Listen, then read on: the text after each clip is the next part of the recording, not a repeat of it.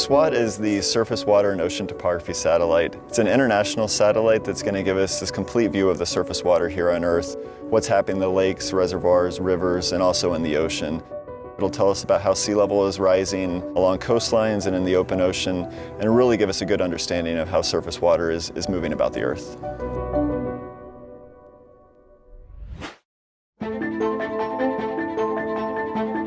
Our goal is to provide data, forecasts, watches, and warnings at some key locations like the Willamette River in Portland, which is a major U.S. city that historically has seen some catastrophic floods.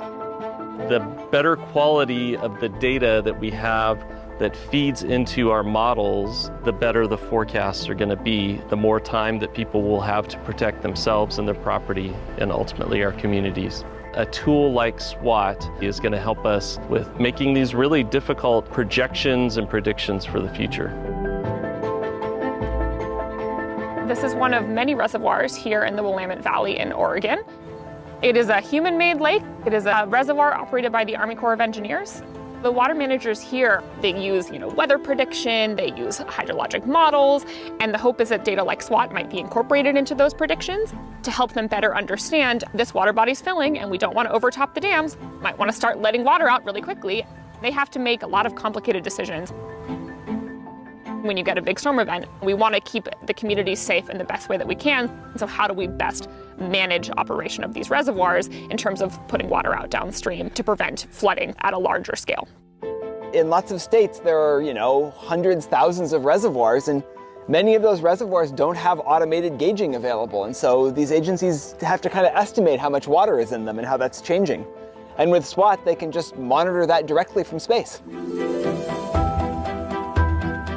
For us in Alaska, we have many, many rivers, and only a few of them are measured, or as we say, gauged.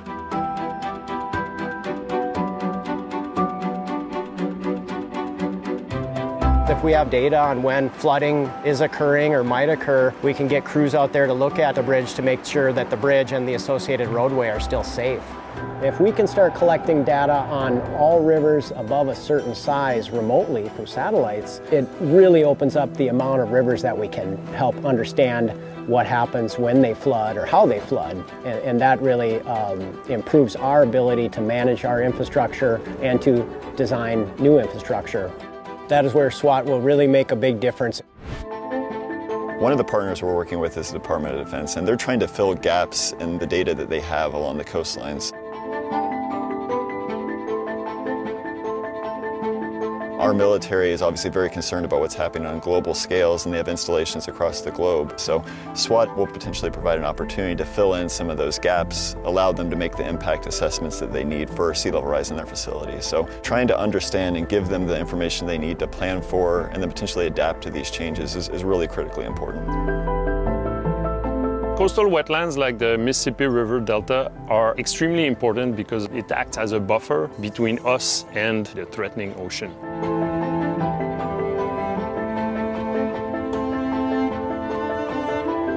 With SWOT, because of its high spatial resolution, we'll be able to resolve water surface elevation right at the coast.